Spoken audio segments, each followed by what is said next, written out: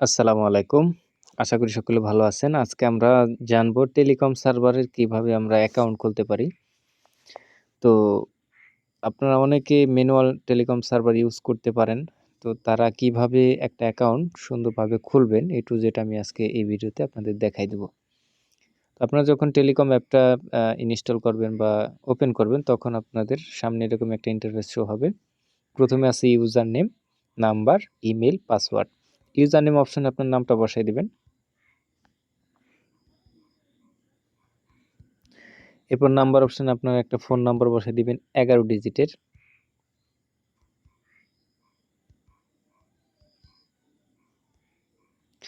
এরপর ইমেল অপশনে আপনি একটা ইমেল ব্যবহার করবেন, যে ইমেলটা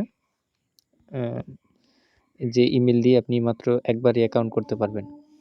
তো আমি একটা ইমেল এখানে, আপনাদের যে কোনো একটা ইমেল হলে আপনারা অ্যাকাউন্ট খুলতে পারবেন, সমস্যা নেই।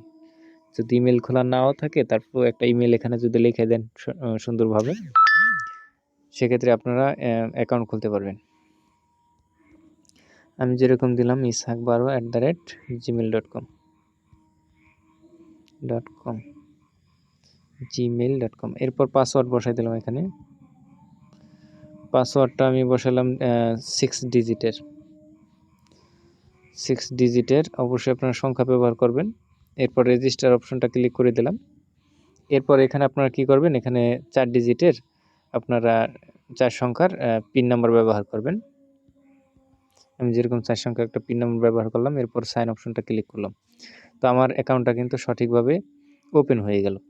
এখন অ্যাকাউন্টটা যেহেতু ওপেন হয়ে গেল, তো অ্যাকাউন্টটা অ্যাক্টিভ করার জন্য আমরা কি করব, অ্যাডমিনের কাছে একটা আমরা সেন্ড করে দেব, মেসেজ সেন্ড করে দেবো। গো অ্যাডমিন অপশনটা ক্লিক করলে অ্যাডমিন প্যানেলে একটা মেসেজ সেন্ড হবে, আপনারা সেই মেসেজটা সেন্ড করে দেবেন এবং অ্যাডমিন সেটাকে অ্যাপ্রুভ করে দেবে। এভাবে আপনারা অ্যাকাউন্ট খুলতে পারেন, টেলিকমের অ্যাকাউন্ট। ধন্যবাদ সবাইকে। আসসালামু আলাইকুম।